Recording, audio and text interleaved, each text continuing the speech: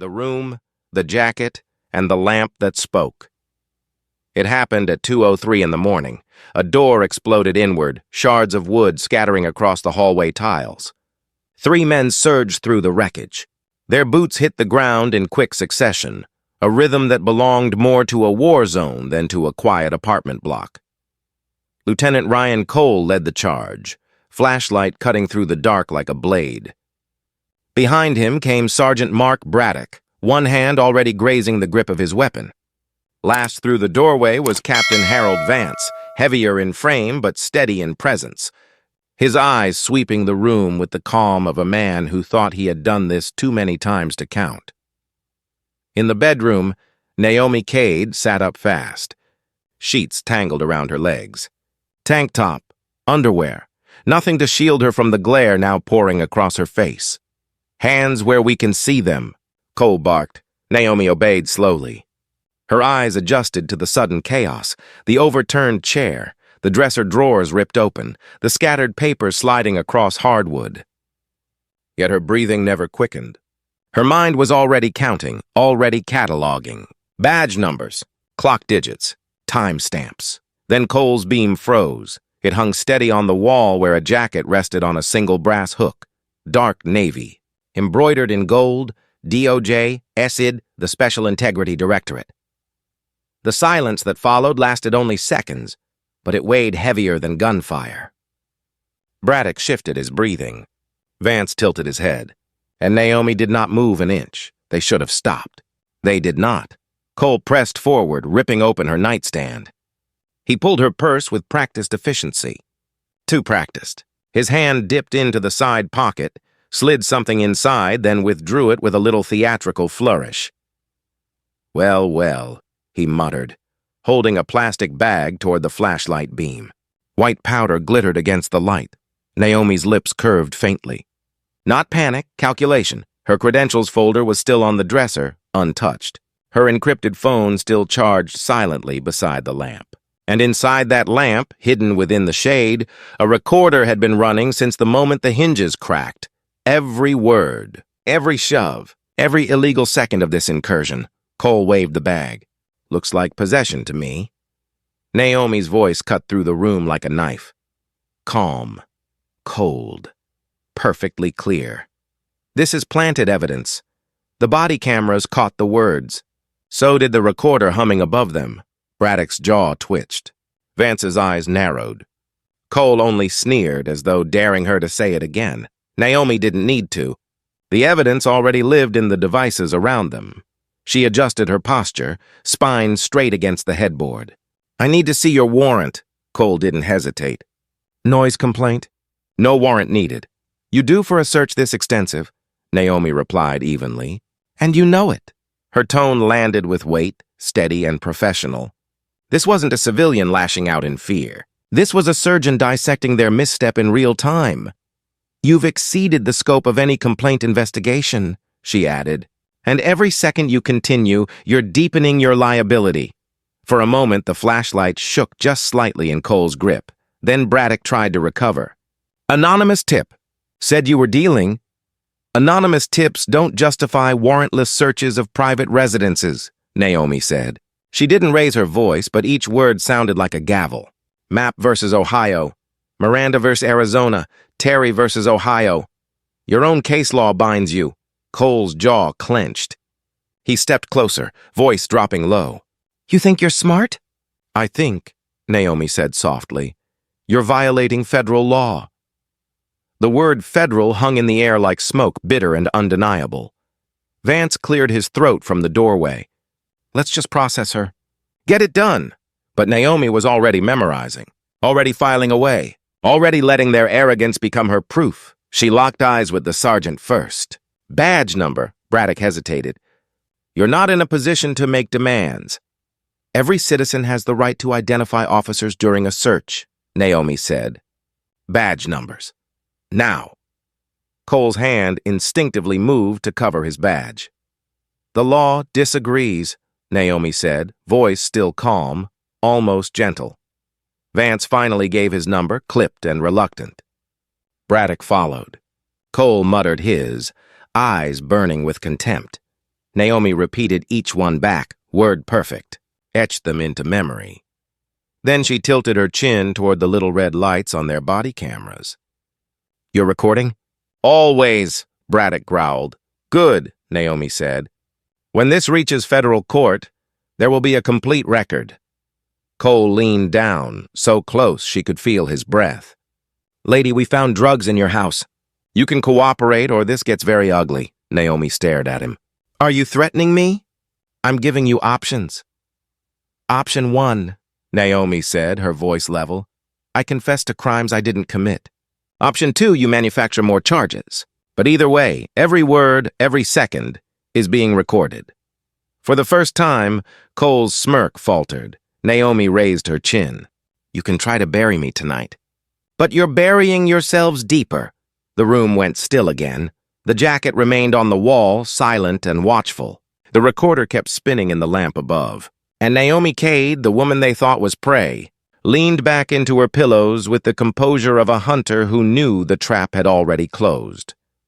The clock, the breathing, and the evidence that spoke back. The digital clock on Naomi's nightstand glowed 2:07. 4 minutes since the raid began. 4 minutes filled with violations.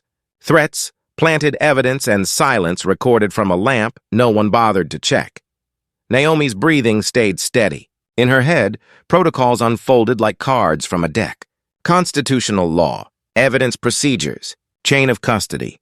Each one stacked neatly in her memory. Cole gestured with the bag of powder. "This is enough to put you away for years." Naomi tilted her head. If it were real, his eyes narrowed. "You got a smart mouth." "I have constitutional rights," she replied, speaking not to him but to the cameras, to the microphone humming inside the lamp, to the record that would outlive this night. Braddock shoved her dresser harder than necessary. Shirts tumbled out. A picture frame cracked against the floor. His hands shook as he worked. For the first time, his nerves betrayed him. Naomi saw it. She stored it away. His fear meant awareness. Awareness meant doubt. "You're under arrest," Cole said, pulling handcuffs from his belt. The steel clicked around her wrists. Naomi turned her head toward his chest cam and spoke clearly. "I am being arrested based on planted evidence. This search was conducted without probable cause, without a warrant, and without my consent." "Shut up," Cole hissed. Her voice remained calm. "I have the right to remain silent, but I also have the right to speak." Braddock yanked her arm roughly. "Move!" Naomi complied, but every step became testimony. "I am requesting immediate legal counsel. I am requesting a supervisor. I am requesting review of body camera footage." Each sentence built like a wall, brick by brick, protocol by protocol. The captain finally spoke again, irritation shading his voice. "Ma'am, we had reports of drug activity at this address." Naomi's reply was surgical. "From whom? What specific probable cause justified forced entry at 2:03 a.m.? Silence stretched between the three men. Finally, Braddock said it. "Anonymous tip." Naomi raised her chin. "Anonymous tips don't justify breaking doors in the middle of the night. Not in state court, and not in federal court." That word again, federal. It lingered in the air, poisonous and sharp. The sergeant's face changed. Just slightly, enough for Naomi to notice. They marched her through the destroyed living room. Broken wood. Papers. A lamp still humming with the tiny red glow of a recorder. She cataloged every object, every fragment of damage, every possible violation. The patrol car waited outside, headlights washing across shattered glass. Cole shoved her toward the back seat. "Get in." Naomi slid in without resistance. The cuffs bit into her wrists, but she didn't flinch. She simply leaned back against the hard plastic cage and spoke again toward the blinking red light of the nearest body camera. "False arrest. Planted narcotics. Excessive force during transport. Violations documented." Cole slammed the door shut. Through the window glass, Naomi watched them gather their props. The bag of powder, the photographs, the reports they would write before dawn. But the truth documented itself. Her encrypted phone was still charging in plain sight. Her federal files were scattered across the floor. Her jacket still hung on the wall, silent and damning. And above it all, the recorder kept running. In the driver's seat, Cole adjusted his mirror. His eyes found Naomi's face in the reflection. Ever been arrested before? No. Then how do you— Naomi cut him off. How do I what? He didn't finish. He couldn't. The question itself was already a mistake. Beside him, Braddock shifted uneasily. The captain followed in a separate car, procedure for what they considered a high-value arrest. Naomi watched the streets roll by. Harbor City slept, unaware that 3 officers had just handed her everything she had waited 14 years to collect. Her silence spoke louder than protest. Her stillness was strategy. Her composure was evidence. The car turned toward the station, concrete and fluorescent ahead like a fortress. Cole spoke again, low and taunting. This can go easy or hard. Depends on you. Naomi's reply was ice. Which way preserves your careers? For the first time, Braddock looked away, the cuffs dug deeper into her wrists. The patrol car engine hummed. The radio crackled with dispatch chatter, traffic stops, domestic calls, the humdrum rhythm of a city that didn't know it was about to wake to scandal. Naomi leaned back, eyes half-lidded, every muscle calm. She wasn't their prisoner. She was their reckoning, and the clock on her nightstand still glowed red in the dark, silently marking the moment that Harbor City police crossed the line from enforcers to defendants. The beep, the screen, and the name they wouldn't say. The holding area smelled of disinfectant and stale coffee. Fluorescent lights hummed overhead, relentless, indifferent. Naomi sat on a hard plastic chair, wrists cuffed, expression unreadable. Officers moved around her in bursts, typing, muttering, filling forms, but she seemed carved from stone. Booking Sergeant Torres approached the desk computer. He reached for Naomi's wallet. Her identification sat in a clear evidence bag, sealed with tape. He broke the seal, removed the card, and slid it across the reader. A low beep. Then another. Torres frowned. The monitor blinked once, then again. A red banner scrolled across the screen. Federal Liaison. Access restricted. His mouth went dry. He tried again. The same banner returned, this time flashing brighter, accompanied by a tone that seemed far too loud for the quiet room. Cole leaned closer. What's the holdup? Torres tapped the keyboard nervously. System's flagging her. Flagging how? Braddock asked. Torres didn't answer. He scrolled quickly, eyes darting across lines of encrypted data. One field after another was blocked out. Classified. Hidden. Only one thing appeared in bold across the top. DOJ, SID, clearance required. Braddock's breathing grew ragged. His hand twitched against the edge of the desk. Naomi's voice broke the silence. Something wrong with your system? Torres swallowed. Just a glitch. Naomi tilted her head. Glitches don't repeat. Cole glared at her. Shut it. But the room had already shifted. The computer kept flashing its quiet alarm, reminding everyone present that this was no ordinary arrest. Torres cleared his throat. Need to finish the booking process. He tried to move forward. Fingerprints, photos. The routine steps that stripped dignity and turned individuals into case files. But Naomi spoke with measured precision. Every word sharp enough to cut. I did not resist arrest. Record that correctly. I did not consent to this search. Record that as well. And while you're at it, note the damage to my property. Photographs should be taken of the broken door, the shattered frame, the overturned furniture. Torres hesitated. He had heard suspects make demands before, but never with this tone. It wasn't pleading. It was instructing. Ma'am? He started. Naomi leaned forward slightly, cuffs clinking. Your own policy requires full documentation. Skip it, and you're complicit. The words landed like stones. Cole snapped. Enough! He slammed her ID back into the evidence bag. She's getting processed, and that's the end of it. But the monitor betrayed him. The screen blinked again, louder this time. A line of text appeared. Notification required. Special Integrity Directorate. Vance appeared from behind, voice low but urgent. Ignore it. Move her to county. Torres shook his head. Can't override without authorization. The system's locked! Then unplug it, Cole barked. but Naomi's calm voice carried over his anger. You unplug the system, you create an electronic record. Anomalies get reviewed.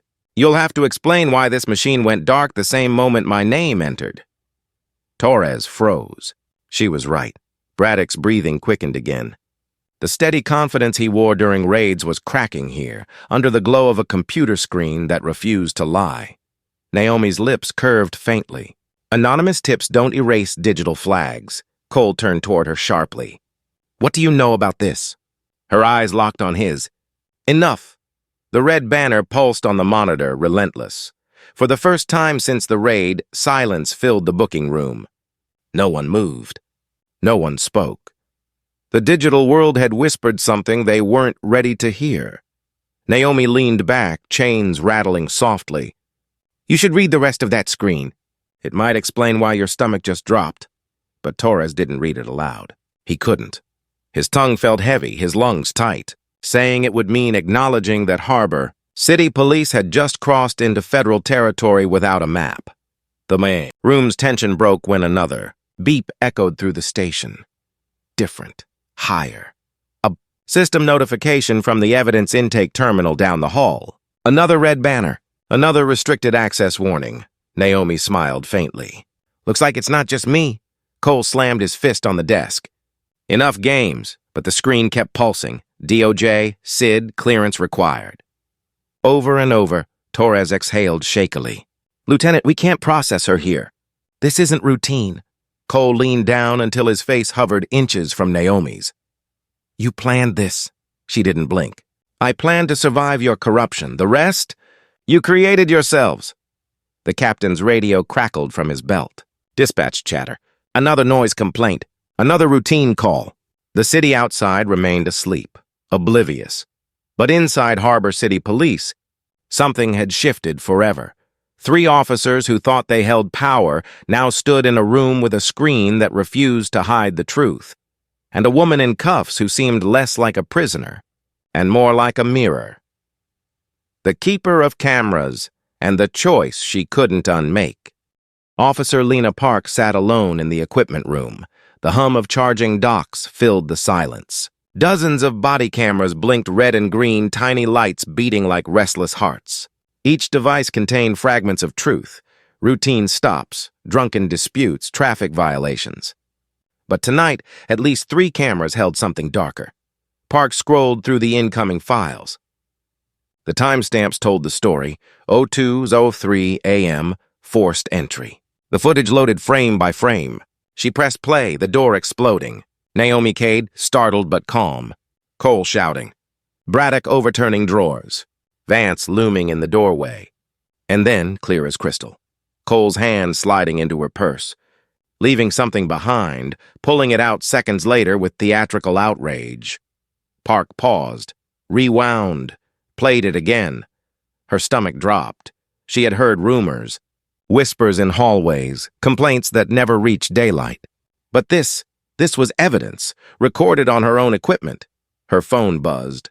A text from Cole. Delete tonight. Malfunction log. Do it now. Park stared at the words. She felt the weight of her badge pressing against her chest, heavier than usual. These men had trained her, vouched for her, even shielded her when she first stumbled through rookie mistakes. Family, they called themselves, but family didn't plant narcotics in a woman's purse. Our family didn't shatter doors without. Warrant's family didn't order silence when the evidence screamed. Otherwise, her fingers hovered over the keyboard. She could wipe the files in seconds, write up the report. Camera failure, corrupted storage, nothing unusual. It would be easy, expected, safe. But her eyes kept returning to the screen. Naomi's face frozen in a frame, lips forming the words, planted evidence. Park closed her eyes. She remembered training sessions where instructors spoke of integrity, of the thin line between guardians and predators. She remembered the oath she swore, not to men in uniform, but to the law itself. She opened her eyes. Her hand moved, but not toward delete. Instead, she opened a hidden tunnel, an encrypted channel drilled into every SID equipment room, a line only a handful of officers ever knew existed. Aegis Link, designed for whistleblowers, rarely used, always monitored, She dragged the files into the channel, one after another. Camera 1, Camera 2, Camera 3. Each upload confirmed with a quiet ping. The footage was leaving Harbor City, heading for servers far beyond local reach. Her phone buzzed again. Cole, status? Park typed back with steady fingers. Copy that. Then she set the phone down, screen dark, lie delivered, the uploads finished. The evidence no longer belonged to Harbor City Police. She leaned back in her chair, exhaling a shaky breath. For the first time all night, she felt both terrified and free. On the desk beside her, an evidence bag rested half open. Inside, mixed with keys and wallet, was a badge. Dark blue leather embossed with gold. DOJ, Sid Naomi Kade's credentials. Park picked it up, turned it over in her hands. The number etched inside matched the digital flags on the booking screen. She traced the lettering with her thumb, realizing what it meant. Naomi wasn't just a target. She was an investigator, and not just any investigator, one assigned to Operation Lighthold. Park had seen the memos, the warnings about federal inquiries into misconduct. She never imagined the investigation had already taken root inside her own department. And now she held in her hands the proof that the woman they dragged from her bed wasn't prey, but Hunter. Her phone rang suddenly. Unknown number. She hesitated, then answered. Officer Park? The voice was clipped, professional. This is Special Integrity Command. You've transmitted footage flagged as federal priority. Confirm subject in custody? Name Naomi Kade? Park's throat went dry.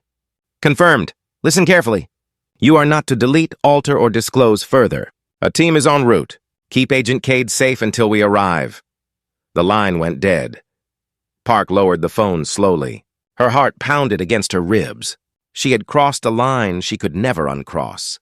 Behind her, the charging docks hummed. Red lights blinked in unison. It looked almost like a warning, almost like applause. Her phone buzzed once more. This time a new text. Cole again. Upload complete? Park typed back. Working on it. Then she turned off the screen, slipped Naomi's badge back into the bag, and pressed her palms against the desk. The evidence now lived outside the station. Naomi's trap was no longer just hers. Park had become part of it. She whispered into the empty room. Let the light hold. The cameras blinked in reply. Code name Lighthold, and the last piece they gave away. The secure line buzzed in Elias Monroe's apartment at 3:14 a.m. He was already awake. Men like him rarely slept through the night. He answered on the first ring. Monroe. Sir, this is SID Control. Priority flag from Harbor City. Body cam uploads routed through Aegis Link. Target identified, Naomi Kade. Monroe sat up straighter. His pulse quickened, though his voice stayed calm. Status? In custody. Arrested on narcotics charges. Evidence indicates plant. Multiple Fourth Amendment violations. Footage already secured. Monroe closed his eyes briefly. 15 years of work, and tonight the pieces had finally aligned. Naomi had walked directly into their net, not as victim, but as bait. He opened his laptop. The feed came online within seconds. Red banners marked each incoming file. Camera 1, Camera 2, Camera 3. He pressed play. The raid unfolded across his screen. The door splintering. Naomi's calm voice cataloging every violation. Cole's hand dipping into her purse. The words spoken aloud for the camera. Planted evidence. Monroe's jaw tightened. They've given her everything. Orders, sir? The controller asked. Activate federal standby. Operation Lighthold is now live. The words carried weight. Years of surveillance, months of undercover infiltration, weeks of waiting for the final trigger. Tonight, at last, the final piece had been handed to them, gift-wrapped in arrogance and negligence. Monroe leaned back in his chair, recalling the briefings that had set this in motion. 2 years ago, whispers reached his desk. Harbor City Police were staging arrests, planting narcotics, burying complaints.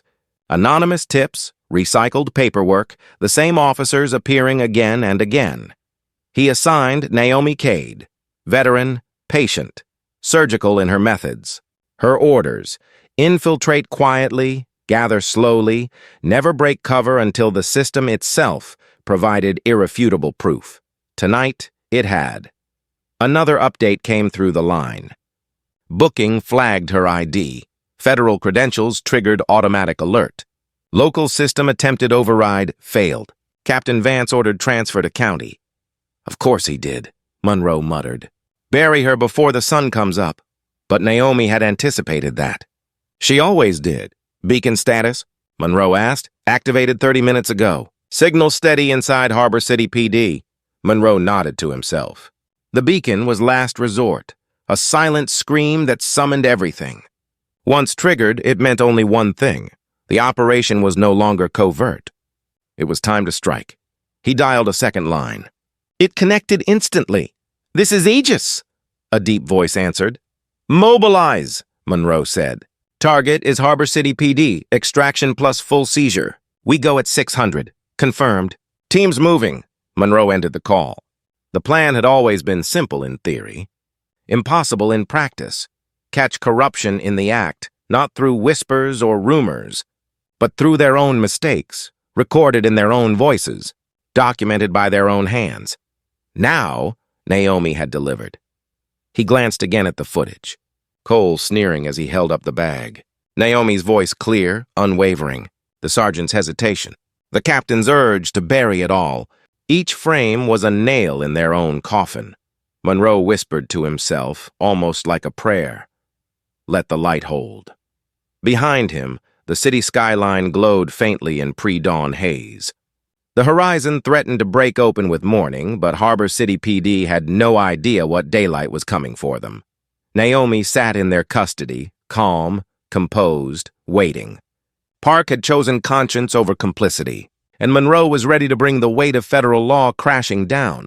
Operation Lighthold wasn't about one raid. It was about years of systemic rot, about proving that justice delayed didn't mean justice denied. At 3:42 a.m., Monroe typed a final command into the encrypted system. Warrants queued, ready to deploy. Judges had signed them months ago, sealed until this moment. Now they waited only for the clock to strike 6. Monroe stood, slipped into his windbreaker, and clipped his badge to his belt. His reflection in the dark window looked older, harder, but steady. This was the work. Patient, relentless, invisible until the moment it had to be undeniable. Naomi had given them the moment. The officers of Harbor City had handed her the trigger, and Monroe, guardian of Operation Lighthold, was about to pull it. The room, the folder, and the word they couldn't unhear, interview room 3. Gray walls. Metal table bolted to the floor. A single buzzing light overhead. Naomi Kade sat cuffed, posture straight, gaze steady. The steel partition pressed against her wrists, but her eyes were calm, her breathing controlled. Lieutenant Ryan Cole entered with a thick folder under his arm. He dropped it onto the table with a heavy slap. Pages fanned out, filled with fabricated notes, false surveillance logs, invented chains of evidence. Cole leaned back in the chair opposite her. Let's talk about your business. Cocaine, distribution, long-term operation. Naomi didn't blink. She let her eyes drift to the corner of the room, where a red recording light blinked on the security camera. Cole smirked. We've got witnesses, paperwork, enough to bury you. Naomi's voice came quiet, precise. Your paperwork is fiction. Your witnesses don't exist. He opened the folder and jabbed a finger at the lines. Says here you've been dealing for months. Naomi tilted her head. Name one witness. Cole hesitated. The pause lasted too long. Anonymous sources, he finally muttered. Naomi's reply was immediate. Anonymous sources don't stand in federal court. That word again. Federal. It made the air thicken. The door banged open. Sergeant Braddock slipped inside, whispered urgently into Cole's ear. Naomi caught fragments. Flagged system. Federal ID. Dangerous. Cole's jaw tightened. Step outside, he ordered. Braddock obeyed. Naomi sat alone for a moment, silence pressing down. She cataloged the violations. Miranda delayed, phone call denied, excessive force during transport. Every breach stacked like bricks. Cole returned, his smirk thinner now. He leaned close, trying intimidation. You think you're clever? Think you can outsmart us? Naomi met his eyes. Her voice was low even. I don't need to outsmart you. You've already done the work for me. Cole slammed his fist onto the table. Stop playing games. Naomi leaned forward just slightly. The cuffs rattled. Her words fell like ice water. Operation Lighthold. Ring any bells? The color drained from Cole's face. His mouth opened, then closed again. The name wasn't public. It wasn't whispered. It was classified, known only to federal investigators and their highest value targets. You, he stammered. Naomi didn't move. Systematic evidence planting. Civil rights violations. Conspiracy to deprive citizens of protections guaranteed by the Constitution. That's your record. That's your legacy. Cole's hands shook as he gathered the folder. He backed toward the door, rattled in a way intimidation could no longer mask. You don't know what you're talking about. Naomi's calm smile said otherwise. I know everything I need. And now you know I'm not who you thought. He left the room without another word. Through the thin walls, Naomi heard muffled voices. Braddock, Vance, heated, nervous. She caught fragments. Federal. Classified. Mistake. What now? The walls carried their panic like wires carrying current. The door opened again. This time, Braddock entered, nervous energy radiating from his stance. He set a paper cup of water on the table, his hand brushing hers just briefly. The smallest gesture, but one Naomi didn't miss. He leaned closer, whispering so softly the microphones barely caught it. You're not supposed to know that name. Naomi sipped the water, calm as ever. And yet here we are? Braddock stepped back quickly, almost ashamed of his words. He turned for the door without looking at her again. Naomi sat alone once more. The light buzzed overhead, steady, merciless. She stared at the red recording light in the corner. Everything she said, everything they said, everything they feared, it was all captured. Her composure wasn't for herself. It was for the record. The handle rattled. Captain Vance stepped in, face taut, voice brittle. Agent! He caught himself, corrected quickly. Naomi, we can sort this out. Naomi raised one eyebrow. You just called me agent. Vance's throat worked. Slip of the tongue. She leaned back in her chair, shackled hands resting on the table. Slip or admission? The silence stretched. Finally, Vance exhaled. We're not your enemy. Naomi's voice was cold steel. Then why are you holding me in chains while your men forge files? Vance had no answer. Naomi leaned in, eyes steady on his. You've spent years burying citizens under lies. Tonight you buried yourselves. When this reaches federal court, there will be no anonymous tips, no corrupted evidence logs, no whispered cover stories. There will only be truth. The captain's jaw clenched. He left without another word. Naomi sat in the silence he left behind, cuffs cutting into her skin, mind clear, patience absolute. She whispered to the red light in the corner. The light holds. And beyond the walls of Harbor City Police, federal teams were already on their way. The Dawn, the engines, and the federal knock 559. Harbor City still slept under a blanket of gray pre-dawn haze. Streetlights blinked across empty avenues. Newspapers sat untouched on porches. To the city, it was just another morning. But down the block from Harbor City Police headquarters, the quiet cracked. Engines idled low. Black SUVs rolled into position, tires whispering against wet asphalt. Doors opened in practiced rhythm. Boots hit the ground.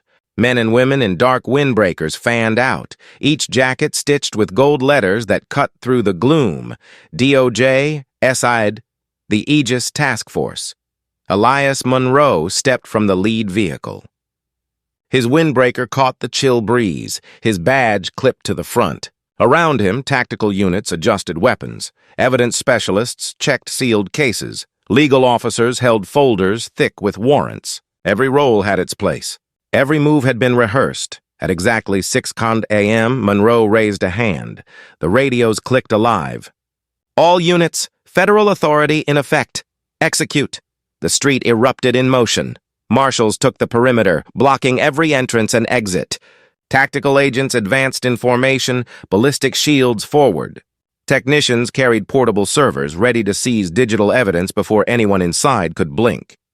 Inside the building, Captain Vance barked orders. Expedite the transfer. Move her to county now. His voice carried down hallways buzzing with panic. Cole and Braddock scrambled to rewrite reports, their hands moving too fast, betraying fear. Then the first blow landed. The glass doors at the front shattered inward as federal boots surged through. Shouts filled the air. "Federal Bureau of Investigation! This facility is under federal jurisdiction!" Officers scattered like startled birds. Some reached for weapons, then froze as red laser sights tracked their movements. Others raised hands, confusion painted across their faces. The lobby filled with bodies, chaos colliding with authority. Naomi Kade sat in interview room 3, her cuffs biting into skin, the fluorescent light buzzing above. She heard it before she saw it, the crash of doors, the shouts, the heavy boots storming the halls. Her lips curved faintly. Right on schedule, the door opened. An agent in black stepped inside, eyes sweeping the room. He spoke into his radio. "Subject secured." Then softer to Naomi. "Agent Kade, you're clear." He removed her cuffs with a quiet click. She stood, flexing her wrists, eyes steady. "How long?" she asked. "Building's locked," the agent replied. "Monroe wants you in the lobby." Naomi walked calmly through the corridors, past officers frozen against walls, hands raised as federal agents filed past. She moved like a ghost through the storm, untouched by the panic that swirled around her. In the lobby, Monroe stood tall. His voice carried to every corner. "By federal warrants signed and sealed, this facility is seized. All records, servers, cameras, and evidence storage are now property of the Department of Justice." Agents moved like clockwork. Servers were unplugged, labeled, sealed. Evidence lockers cracked open. Inventories logged. Body camera docks were wheeled out on carts. Cables still connected. Cole stood against the wall, face pale, eyes darting. Braddock muttered curses under his breath. Vance tried to argue, voice rising above the noise. "This is irregular. You can't just—" Monroe cut him off. His tone was cold, final. "Captain Vance, you are under arrest for conspiracy to violate civil rights under color of law." Gasps filled the lobby. Braddock pushed forward. "You don't understand." Naomi stepped into the center of the room. Her presence silenced the noise. She wore her SID windbreaker now, badge visible, authority undeniable. Her voice was calm, sharp as glass. "I understand everything. 67 planted cases, 200 unlawful searches, 15 years of complaints buried. Tonight, the record speaks louder than you ever could." She raised her phone. The encrypted device they had ignored sat warm in her palm. She tapped the screen. Numbers filled the air, spoken clearly. 2,000 hours of surveillance footage. 300 recorded conversations. 67 confirmed evidence plantings. All backed up. All federal. Cole staggered back as though struck. His mouth opened, but no words came. Monroe gestured to the agents nearest him. "Take them." Handcuffs clinked. Officers who once stormed through doors now found themselves pressed against walls, wrists bound. Naomi scanned the room, memorizing every expression, the disbelief, the fury, the shame. She let the silence hang heavy, let the reality sink in. Then she spoke once more, voice steady enough to echo.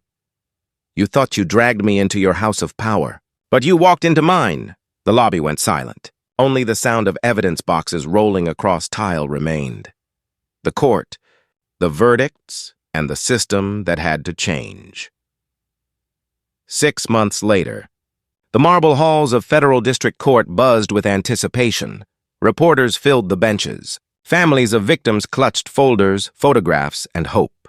Uniformed officers, stripped of badges but still wearing the posture of men once obeyed, sat at the defense table. Naomi Kade walked into the chamber not as a prisoner, but as led witness. She wore her SID badge openly now, clipped beside the dark suit that spoke more of precision than style. She carried no folder, no stack of papers. She didn't need to. The evidence lived in servers, in transcripts, in hours of body cam footage that had already spoken for her. Judge Hamilton Harrison presided, his voice echoing across the vaulted ceiling. "This court will now deliver verdicts in United States versus Harbor City Police Department et al. 23 defendants. Hundreds of charges, The jury foreman rose, paper trembling slightly in his hand. On the charge of conspiracy to violate civil rights under color of law, we find the defendant, Lieutenant Ryan Cole, guilty. A ripple spread through the courtroom. The foreman continued. On the charge of evidence tampering, guilty. On the charge of false imprisonment, guilty. Each word struck like a hammer. Cole's shoulders sagged. He closed his eyes, but the verdicts kept coming.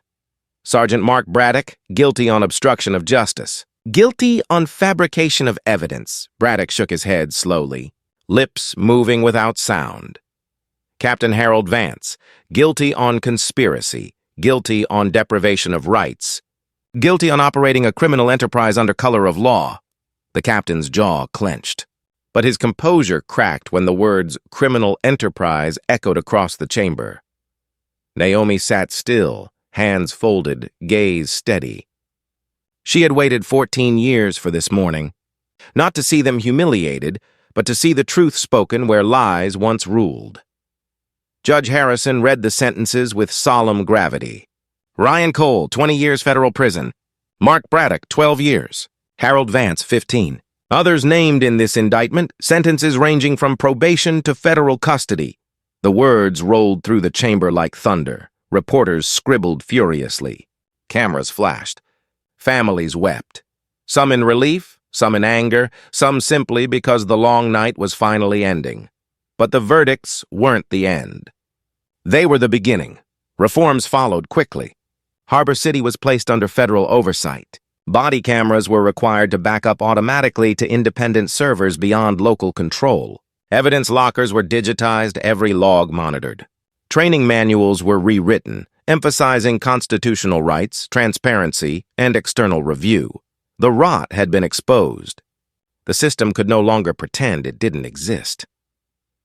After court adjourned, Naomi stepped into the hallway. Reporters swarmed instantly.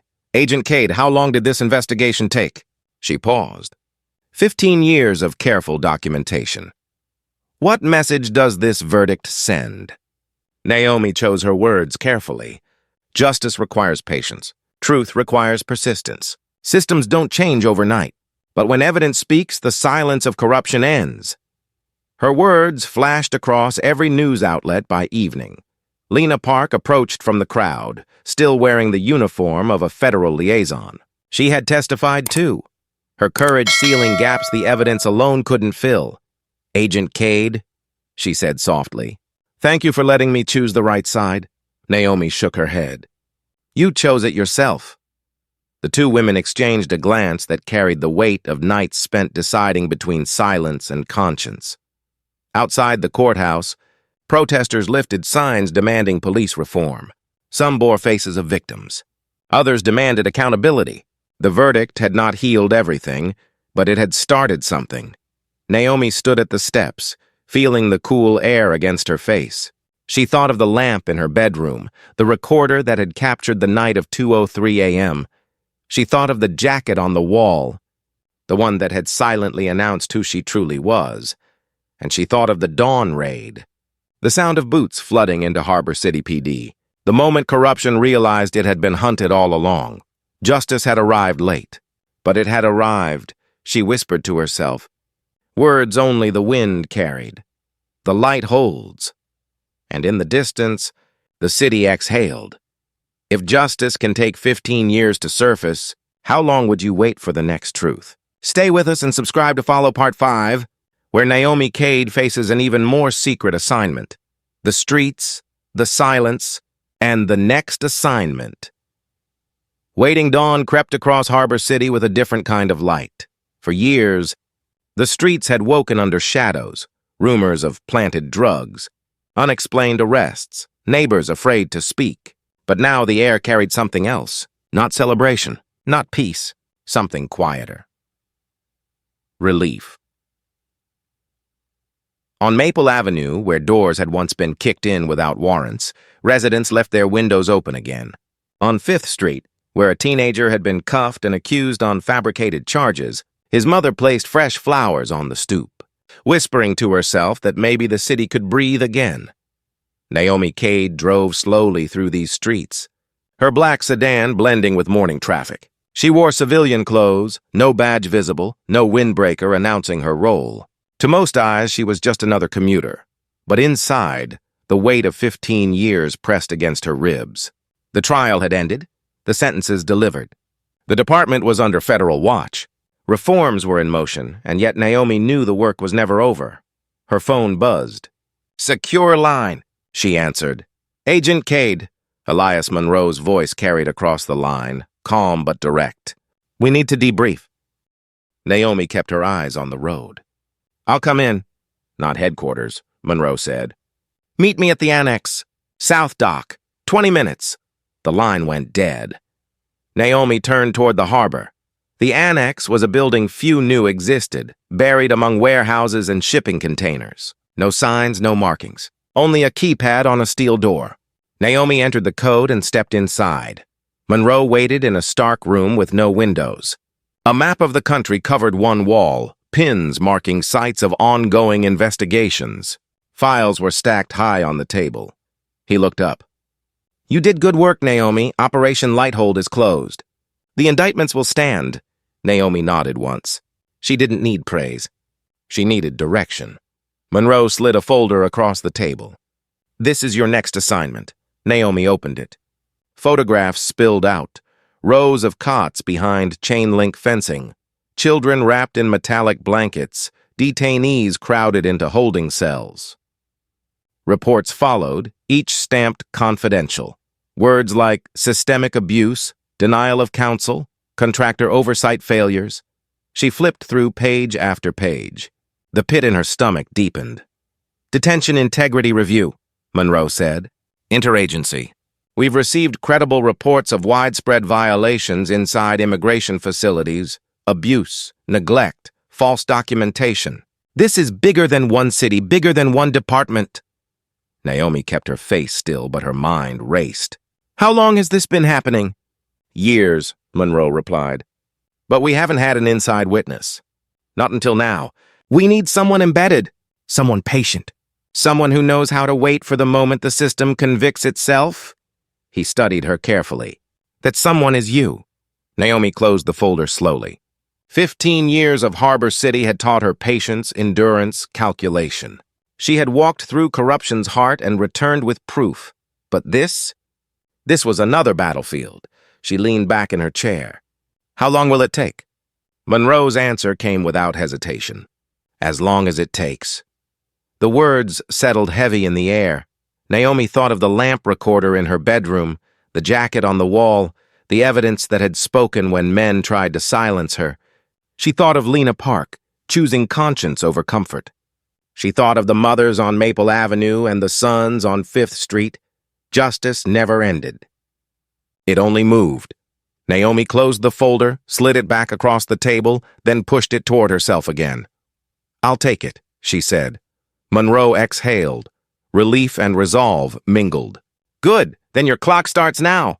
Naomi stood. She picked up the folder, tucking it under her arm. Her reflection in the steel door looked different than the woman cuffed at 2:03 a.m. months earlier. Stronger, sharper, unbroken. Outside, the city carried on, traffic lights changing, buses stopping, children hurrying to school. Most people didn't know what had unfolded in their police headquarters. Fewer still would ever know what Naomi carried next. But Naomi didn't work for recognition. She worked for light. She stepped into the morning sun, the folder heavy in her hands, the mission already pressing forward in her mind. The city exhaled. Naomi inhaled, and somewhere across the map pinned on Monroe's wall, another community waited for its turn to breathe.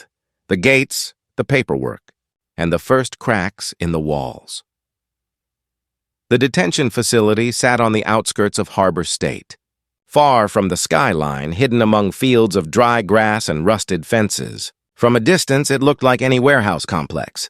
Up close, it was something else. Barbed wire coiled around the perimeter. Guard towers rose like silent sentinels. Floodlights burned even in daylight, as if afraid of shadows. Naomi Kade parked her sedan at the visitor lot. She had dressed the part. Plain gray suit, government ID clipped neatly to her pocket. Official but not memorable. She walked with the confidence of someone meant to be there, yet without drawing attention. At the gate, a guard in khaki uniform stopped her. Identification. Naomi handed over the card Monroe's team had prepared. The guard scanned it, frowned briefly at the screen, then waved her through. Inside, the first thing Naomi noticed was the silence. Not peace, silence. The kind that hummed beneath fluorescent lights. The kind filled with muffled sounds you weren't supposed to hear. She followed an escort down long corridors, past rows of metal doors. Behind some, voices murmured in languages she couldn't place. Behind others, only silence again. In the intake office, a supervisor extended a folder. You'll be overseeing compliance checks, paperwork, daily logs, medical records. We run a clean facility here, Agent. Lane! He read from her ID using the alias. Naomi accepted the folder. I'll review what you have. He smiled too quickly. You'll find we follow procedure. The smile told her otherwise. Naomi sat at a metal desk in the corner. She opened the first logbook. Lines of names, dates, charges, but the handwriting shifted halfway through. Sloppy, inconsistent. Signatures repeated in identical patterns. Some detainees appeared twice under different names. Others vanished after a week with no notation. She flipped further. Medical logs claimed daily checks, but the same nurse's initials appeared in impossible sequences, 5 different wings signed at the same time. The cracks showed quickly, too quickly. Naomi glanced at the supervisor. He chatted idly with a guard, avoiding her eyes. She returned to the files. Each page whispered the same truth. The system wasn't clean. It was painted clean. At noon, she requested a tour. The supervisor hesitated, then agreed. They walked past holding cells where detainees sat shoulder to shoulder. Eyes followed her. Some desperate, some hollow, some too tired to care. Naomi noted the overcrowding, the absence of legal counselors, the guards who kept their hands near weapons even when silence filled the air. She stopped at one cell. A young woman sat with a child curled against her chest. The child's eyes were glassy, unfocused. Naomi crouched slightly. "How long have you been here?" she asked softly. The woman whispered, 3 weeks. Naomi glanced at the intake log. The name wasn't there.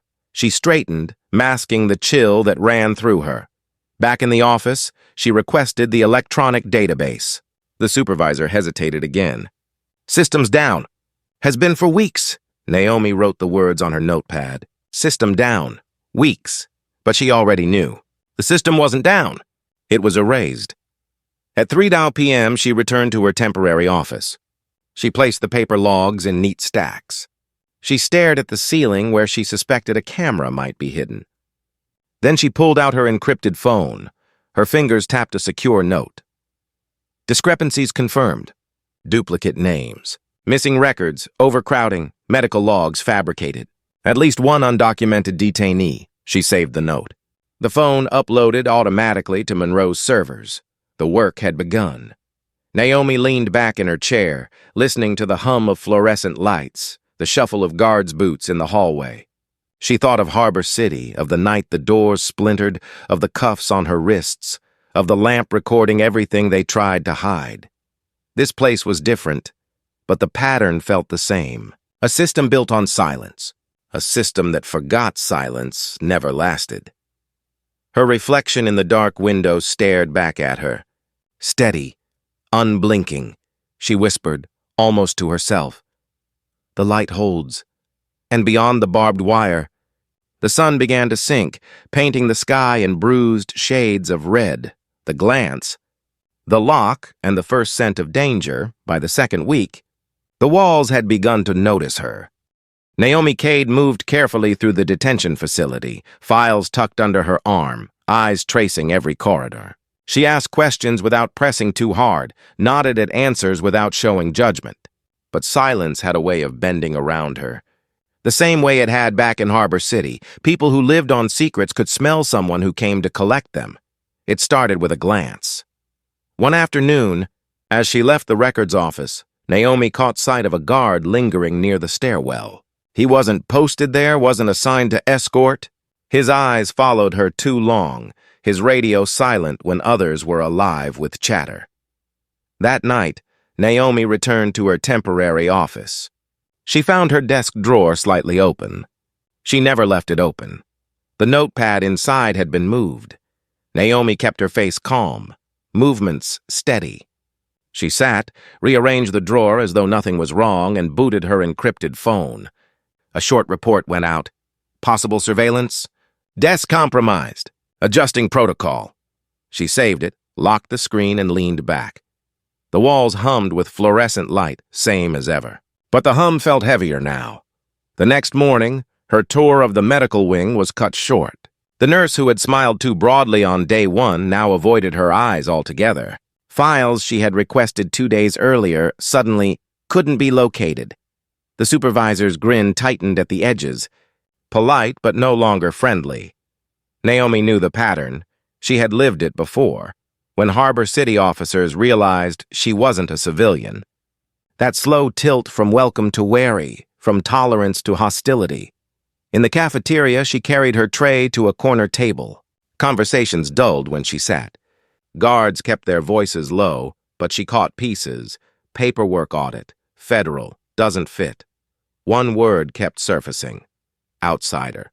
After lunch, as Naomi walked down the West Wing corridor, the lights flickered. A door slammed behind her, the echo too sharp to be accidental. She paused, her shoes silent on the concrete. From the corner of her eye, she caught movement. 2 guards whispering near the exit. Their eyes darted to her, then away again. Naomi continued forward, pace even, but her senses sharpened. Back in her office, she unlocked her phone. She typed slowly, hostility rising. Suspected infiltration exposed. Request remote monitoring of facility systems. The phone blinked once. Uploading. She closed the device, slid it into her pocket. Moments later, the lock on her office door clicked. She turned. A man she hadn't seen before stepped inside. Broad shoulders. Civilian clothes, but the badge on his belt gleamed metallic. His smile was thin, practiced. "Agent Lane," he said, using her alias. "You've been busy." Naomi didn't move. "Just doing my assignment." He stepped closer, closed the door behind him. Funny thing about assignments. Sometimes they get reassigned. Naomi's hands rested loosely on the desk, posture calm. "And you are?" "Contract oversight," he said. "Call me Harlan." His eyes lingered on the stacks of files she'd been reviewing. "You've been digging into things better left untouched." Naomi's voice stayed steady. "I'm auditing compliance. That's all," Harlan smirked. "Audits don't look at missing names. They don't ask detainees how long they've been locked away. They don't notice when systems go down for weeks at a time." The silence stretched. Harlan leaned closer, lowering his voice. "You should remember, you're a guest here. Guests who ask too many questions sometimes don't get invited back." Naomi met his stare, unblinking. "Guests also keep records. Records that don't disappear when drawers are opened." For the first time, Harlan's smirk faltered. Naomi rose slowly from her chair, matching his height. Her voice was quiet but precise. "If you're trying to intimidate me, you should study the files I carry. Men with better threats than yours already failed." The lock clicked again. The door opened. Another guard stepped in, stiff, uncertain. "Everything all right, sir?" Harlan glanced at Naomi, then back at the guard. He forced a smile. "Fine, just a compliance check." He left without another word. The guard lingered, gave Naomi a look that carried warning more than hostility, then followed. Naomi exhaled slowly, sat back down, and wrote one line on her notepad. "They know." She tore the page out, folded it neatly, and slipped it into her encrypted phone case. The fluorescent lights hummed on. "Merciless and steady," Naomi whispered to herself. "Same as always. The light holds." But she knew, this time, the light would have to fight harder. The corridor, the cell, and the trap behind routine. The summons came late in the afternoon. A guard appeared at Naomi Kade's office door, his voice clipped, his eyes too still. "Compliance check. West Block! You're requested." Naomi slid her files into a folder, locked the drawer, and stood. "Lead the way." She knew better than to hesitate. Hesitation marked difference. And difference drew blood. The walk through the west block was longer than necessary. Corridors stretched, turns doubled back. Fluorescent lights flickered with uneven rhythm. 2 guards trailed behind, their boots heavy on concrete. Naomi kept her steps measured, her breathing calm. She had lived this pattern before. Escorts too thick, routes too winding, silence too heavy. Routine disguised as intimidation. Routine used as a cage. At last, they stopped before a cell. The metal door clanged open. Inside, a group of detainees sat huddled against the wall. Their eyes shifted toward Naomi, then quickly away. "This cell flagged for irregularities," the lead guard said flatly. "Audit required." Naomi stepped inside. She knelt by the intake sheet clipped to the door. Names scratched in rushed handwriting. Dates that didn't align. 2 signatures identical, though assigned to different officers. She looked at the detainees. One man lifted his sleeve, revealing a bandaged wrist. The bandage was stained. No medical log reflected treatment. Naomi's voice was steady. "This requires report." The door clanged shut behind her. The sound echoed too long. Naomi rose slowly, turned. The guard stood outside, hands on batons, faces blank. "You'll have 10 minutes, one said. "Then we'll see what you found." The lock clicked. Naomi scanned the room. The detainees avoided her gaze, fear written in every slumped shoulder. The air was heavy, humid, carrying the weight of unspoken warnings. One young man finally looked at her, his voice barely a whisper. "Careful. They don't like your kind." Naomi crouched, lowering her tone. "What do you mean?" "They send people in. Say it's routine. Some don't walk out." Her heartbeat quickened, but her face stayed calm. She leaned closer. "How long have you been here?" 42 days. The intake sheet said 12. Naomi memorized his face, the tremor in his voice, the cut near his hairline. Then she straightened, turned back toward the locked door. Through the narrow slot, she saw only silence. The guards were gone. Not oversight. Not accident. Intent. Naomi moved fast. She slipped her encrypted phone from her pocket, thumbed a single command. The device vibrated once. A silent upload began. Location ping, timestamp, recorded audio. She tucked it back before the detainees could see. Then she waited, minutes dragged. The detainees shifted nervously. One muttered in a language Naomi didn't know. Another stared at the floor, knuckles white against knees. The lock finally rattled. The door swung open. Not guards this time. Harlan, he stepped inside, closing the door behind him. His smile was sharp, predatory. "Routine checks can be dangerous," he said. "Accidents happen. Reports get lost, especially when outsiders don't know their place." Naomi kept her voice even. "If this is intimidation, it's clumsy." Harlan's smirk widened. "If it were intimidation, you'd already be bleeding." He leaned closer, lowering his voice. "But we don't want blood. We want silence." Naomi studied his eyes, the way they twitched at the edges, the way arrogance tried to hide fear. She let the silence stretch until it cracked. Then she spoke. "Silence is fragile. Evidence isn't." Harlan's smirk flickered. Naomi continued. "Every word you've said, every move you've made, it's already gone where you can't reach. I've lived through raids. I've lived through planted evidence. And every time the record holds. Do you want to bet it won't this time?" The detainees watched, eyes wide. Some understood English, some only the tone, but all recognized defiance. Harlan straightened, mask slipping just enough to show frustration. He glanced toward the corridor. Guards waited just out of sight. Naomi stepped forward. "You think this cell is your trap? But it's mine. You closed the door, you walked in, and now you're part of the record. Congratulations. You're archived." The words landed harder than any threat. Harlan exhaled sharply, forced a laugh, and stepped back. "Careful, Agent Lane. You might find the walls less patient tomorrow." He left, the door clanging shut behind him. Naomi exhaled slowly, eyes on the detainees. She whispered, barely audible. "The light holds." One of them, the young man with the bandaged wrist, whispered back. "Then hold it strong." The hum of fluorescent lights filled the silence again. But now Naomi knew the game had shifted. They weren't just watching her. They were testing how far she would bend, and she knew the answer. She wouldn't. The whisper, the folder, and the key inside the walls. 2 nights after the random audit, the detention facility shifted. Guards watched Naomi Kade differently now. Their greetings were clipped, their footsteps too close behind her. Conversations ended when she entered a room. Even the silence had changed, thickened into something alive, suspicious. Naomi moved through it all as if nothing had altered, her posture calm, her hands steady. But her mind mapped every exit, every shadow, every glance that lingered too long. At 9:13 p.m., when most staff had gone, Naomi sat in her office under the relentless hum of lights. She reviewed logbooks by hand, her encrypted phone angled just enough to capture each page. The door creaked. Naomi looked up slowly. A man in a khaki uniform stepped inside, closing the door softly behind him. His badge read H. Dre, mid-30s, average height, the kind of face designed to be overlooked. He didn't speak immediately.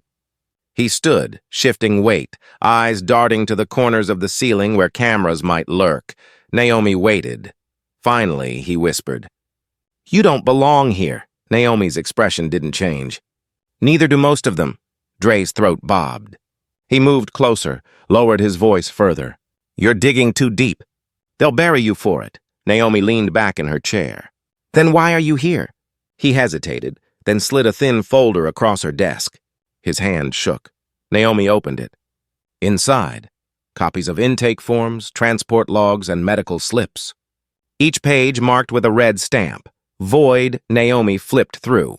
Names she recognized from cells. Dates that didn't exist in official records. Transfers that never appeared in the master log. One form listed the young man with the bandaged wrist. Intake dated 6 weeks prior. Status: released. Naomi's pulse sharpened. Released. Yet he still sat in a cell. She looked up. "Where did you get these?" Dre's eyes flicked to the door. "I work night records. They told me to shred them." "I didn't." "Why bring them to me?" Naomi asked. He swallowed hard. "Because I've seen what happens when nobody speaks. People vanish. Files vanish, and the walls stay clean." Naomi studied him. His voice cracked, but not from weakness. From the weight of carrying truth alone. "You know the risk?" she said. He nodded. "So do you." The silence stretched. The hum of lights grew louder. Naomi closed the folder. "If you want to help, don't just bring scraps. Bring the system. Bring the core." Dre shook his head quickly. "I can't. Access is locked. Only contract oversight has clearance. Harlan." Naomi's jaw tightened. She tapped the folder lightly. "Then this is enough for now. But understand, once you've handed me this, you're in it. No turning back." Dre's voice was barely audible. "I was in it the moment I didn't shred them." The words carried a quiet finality. Naomi slipped the folder into her encrypted phone case. She knew Monroe's system would capture every page within minutes. She looked at Dre. "You'll keep working as normal. Don't seek me out again. I'll find you." His shoulders sagged in relief, but fear still clung to his face. He nodded once, then turned to leave. Naomi's voice stopped him at the door. "Why me? Why not the outside?" He glanced back. "Because outside doesn't hear us." "But you—" He hesitated. "You listen." Then he was gone. Naomi sat alone again, the weight of the folder pressing against her desk. She thought of the detainee's eyes, the whispers in the cell, the silence that had screamed louder than words. Now she had confirmation. Not suspicion, not fragments, proof.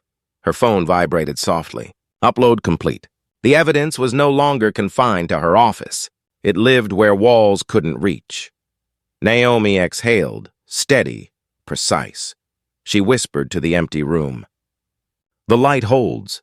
And somewhere deep inside the detention facility, a man named Dre sat at his desk, knowing that for the first time in years, he wasn't carrying the truth alone, the server, the pattern, and the network beyond the fence. 3 nights later, Naomi Kade found herself walking the same quiet corridor where Dre had first appeared. The hour was late. Most of the facility slept. Fluorescent lights hummed above, casting long shadows that swayed with every flicker. A slip of paper had appeared under her office door that afternoon. One word written in careful block letters. Records. Now she reached the records room. The door creaked as she pushed it open. Dre stood inside, pale under the harsh lights, stacks of folders around him. His hands trembled slightly, but his eyes held determination. Naomi closed the door behind her. "What do you have?" Dre gestured to the computer terminal in the corner. "It's not just this facility. I started comparing intake numbers. They don't match transport logs. Hundreds unaccounted for."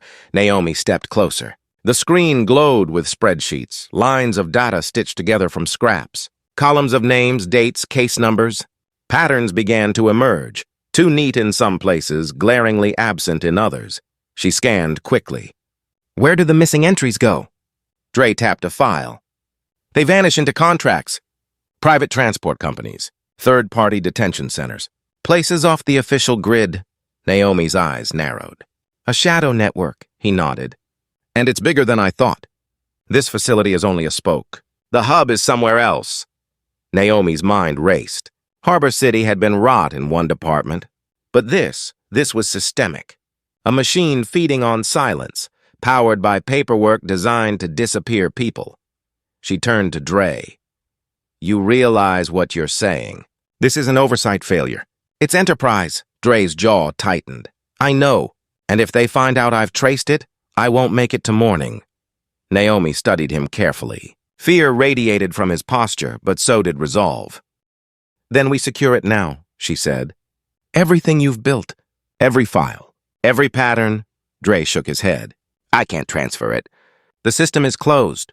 Any copy triggers alarms." Naomi stepped closer to the terminal. "Not if the copy's invisible." She pulled her encrypted phone, attached a small device from her pocket. A silent handshake pulsed between her phone and the terminal. Lines of code flickered. The files began to duplicate into the void, unseen by the system's surface. Dre stared, awe mixed with terror. "You've done this before." Naomi didn't look up. "Longer than you'd believe." Minutes stretched. The hum of fluorescent lights seemed louder than the quiet operation of stolen data. Naomi's eyes stayed on the progress bar hidden in the corner of her phone's screen. At 73%, footsteps echoed in the hallway. Dre's face drained of color. "They're coming." Naomi slid the device free. The transfer froze at 74, but the core files were there, enough to prove the pattern, enough to expose the network. She snapped her phone shut, tucked it into her pocket, and whispered, "We have it." The door rattled. A guard's voice barked, "Records check!" Naomi moved instantly, pulling a random folder from the stack and spreading it across the desk. Dre dropped into his chair, feigning busy work. The door opened. Two guards entered, eyes sweeping the room. One lingered on Naomi. "Late night," he said flatly. Naomi smiled thinly. "Compliance doesn't keep office hours," the guard grunted. His eyes flicked to Dre, then back to Naomi. Finally, he turned away. "Wrap it up. Lock the door when you're done." They left. The door clicked shut again. Naomi exhaled slowly. Dre pressed his hands against the desk, trembling. "We're dead if they know." Naomi's voice was low, calm. "Then we make sure they don't. What you gave me tonight, it's bigger than this place." "It's leverage." Dre swallowed hard. "Where does it go?" Naomi tapped her pocket. "Straight to the only system they can't reach." For a moment, silence stretched. The fluorescent lights buzzed overhead. Then Naomi spoke again, her voice steady, deliberate. "This isn't just about a facility. It's about a network designed to erase people. And now we know where to start cutting." Dre nodded slowly, a flicker of relief in his eyes. Naomi looked at the dark window, her reflection sharp against the glass. She whispered the words she had carried from Harbor City to hear. "The light holds. And this time," Dre whispered back, steady and certain, "then we hold it together. The upload, the raid, and the weight of a larger war." The data transfer completed at 2:47 a.m. Naomi Kade sat in her small office, the encrypted phone pulsing once as the final files leapt beyond the walls. They were safe now, living on federal servers where no facility guard, no private contractor, no oversight manager could erase them. She leaned back, listening to the hum of fluorescent lights. The same hum that had followed her through Harbor City through raids and interrogations. It had become the sound of corruption pretending to be order. Tonight, that hum was the soundtrack of exposure. Her phone buzzed. Secure line. She answered. "Monroe," she said quietly. Elias Monroe's voice came through, sharp with urgency. "We have the files." Confirmed. Dre was right. This isn't isolated. It's systemic. 17 facilities flagged. 3 private contractors. Dozens of names we've been chasing for years. Naomi's pulse quickened, but her voice stayed calm. And now? Monroe didn't hesitate. Now we do what we did in Harbor City. But larger, faster, harder. Operation Lighthold isn't over. It's expanding. Naomi's eyes traced the shadows on her wall. She remembered the raid at dawn, the agents swarming, the look on Captain Vance's face when federal law slammed through his house of lies. This time, the house was bigger. "The rot deeper. Coordinates?" she asked. "They're preparing," Monroe said. "Federal warrant signed an hour ago. Teams mobilizing from 4 cities. By sunrise, multiple facilities will be under federal control." Naomi closed her eyes briefly. Relief and weight pressed at once. She had triggered this. "Not just survival, proof, status of Dre?" she asked. "Protected," Monroe answered. "He's under federal watch now. His testimony will be key." Naomi exhaled. The risk had not broken him. It had bound him to the truth. Monroe's voice hardened. "But understand, this is bigger than Harbor City. You won't just be witness this time. You'll be field command." Naomi opened her eyes, gaze sharpening. "Then we start at dawn." At 4:03 a.m., the first black SUVs rolled down an empty interstate, headlights cutting through fog. Tactical teams checked weapons, evidence officers sealed cases, legal advisors carried files stamped in red. Operation Lighthold, expansion. The command vehicle served as nerve center. Screens lit with live feeds, maps, encrypted messages. Naomi sat beside Monroe, her windbreaker zipped, badge clipped where all could see. She spoke clearly, her voice carrying the weight of authority earned through fire. "We are not here for headlines. We are not here for symbols. We are here for people erased by paperwork and chains. We move precise, we move legal, we move relentless. Understood?" A chorus of voices responded, "Understood." At 5:11 a.m., federal agents surrounded the first facility. Floodlights cut the dark. Guard towers blinked nervously. Radios crackled with confusion. Naomi stepped out of the vehicle, the cold biting her skin, the dawn still hidden beyond the horizon. She raised her hand. "Execute!" The gates fell. Boots surged forward. Shouts echoed across the compound. "Federal Bureau of Investigation. This facility is under federal jurisdiction." Inside, guards scrambled, some resisting, some freezing, some throwing hands up instantly. Detainees pressed against chain-link fences, eyes wide, voices rising in a chorus Naomi had never heard here before. Hope. Evidence teams stormed offices, seizing files, unplugging servers. Every false log, every voided form, every duplicate intake was boxed, sealed, carried out under federal authority. Naomi moved through it all like steel. She entered the command office where supervisors shouted into phones, demanding explanations. She placed her badge on the desk, her words calm. "Absolute. Explanations end here. Evidence speaks now." The supervisors fell silent. The weight of inevitability pressed into the room. At 6 a.m., as the sun finally cracked the horizon, black SUVs lined the perimeter. Detainees were processed for release or review, and the shadow network began to collapse under its own weight. Naomi stood at the edge of the yard, watching the light spill across razor wire, across bruised walls, across faces long hidden, she whispered, steady, certain. "The light holds." Monroe joined her, his gaze fixed on the rising sun. "This is only the first wave," he said. Naomi nodded. She knew. Harbor City had been one storm. This was a season, and seasons didn't stop until every shadow was broken. The reforms, the road, and the question that remains, 6 months later, the headlines told a different story. Federal sweep exposes. National Detention Network. Contractors. Indicted for human rights. Violations. Oversight fails justice. Department moves to reform. The raids had triggered a cascade. Courtrooms filled. Files stacked higher than judges' benches. Contractors once untouchable now faced indictments. Regulations tightened. Oversight expanded. For the first time in years, detainees walked free not by accident, not by vanished paperwork, but by federal order. Naomi Kade sat at a cafe overlooking Harbor Bay, her encrypted phone resting on the table beside a black coffee. She wore no badge, no windbreaker, just a gray coat, ordinary enough to disappear in the morning crowd. Across from her, Lena Park sipped tea. "They're calling it the most significant reform in decades," Lena said. Naomi stirred her coffee slowly. "Reforms are promises. The test is what survives 10 years from now." Lena studied her. "You don't celebrate much, do you?" Naomi's lips curved faintly. "Celebration isn't my assignment." Silence stretched, comfortable. Then Naomi's phone buzzed. A secure message appeared. "Annex 1 hour." Lena saw it, nodded. "Another case." Naomi stood, pulled her coat tighter. "The work doesn't wait." At the annex, Elias Monroe waited with another folder. The map on the wall had changed. New pins dotted regions far beyond Harbor City. He pushed the folder toward her. "We've closed one chapter, but this is larger. We're tracking allegations of forced labor in offshore facilities. Disappearances tied to transport contracts. Patterns echo what you've already seen." Naomi opened the folder.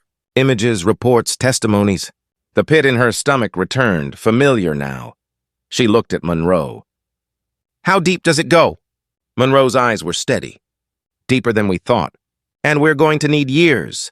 Naomi closed the folder, slid it under her arm. Her voice was calm, resolved. "Then we start again." Monroe exhaled, almost like relief. "You've carried more than most agents in a lifetime." "You could step back?" Naomi shook her head. "If I step back, shadows win." "I won't give them that." She left the annex, walking into the fading light of afternoon. Harbor Bay stretched before her, gulls wheeling overhead, waves breaking against stone. The city buzzed behind her, buses, horns, chatter. Life continuing, unaware of the wars fought in silence.